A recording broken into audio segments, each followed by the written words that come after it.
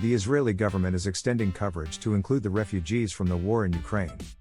Ukrainian war refugees to Israel had been receiving health insurance coverage within that country until the start of this month, when the cover was stopped. This occurred when the country's finance ministry decided not to allocate funds to that purpose. Now, the Israeli government has decided to extend coverage back to those refugees until the end of the year. The Israeli government recently announced its intention to extend the health insurance coverage to the Ukrainian refugees in the country for another few months, until the end of 2023. This announcement was officially made by the Office of the Prime Minister.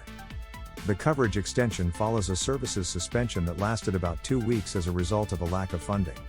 The new move has arrived in response to a request that a number of aid organizations filed, urging the country to return to funding healthcare for refugees from the war in Ukraine.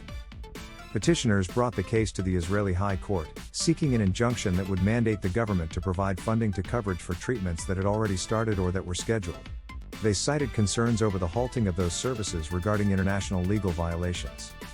The health insurance coverage has returned even as Ukrainian refugees have been losing services recently.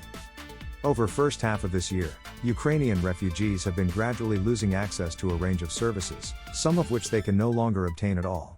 According to the petitioners to the Israeli High Court, the policy shift was lacking in reasonable explanation. They argued that it negatively impacts fundamental human rights, including dignity, bodily integrity, and life.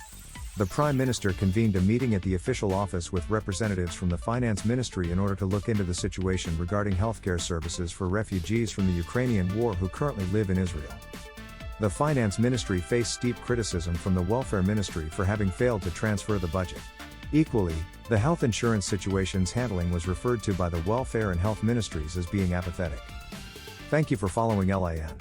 Make sure to hit subscribe and sign up for our weekly newsletter today.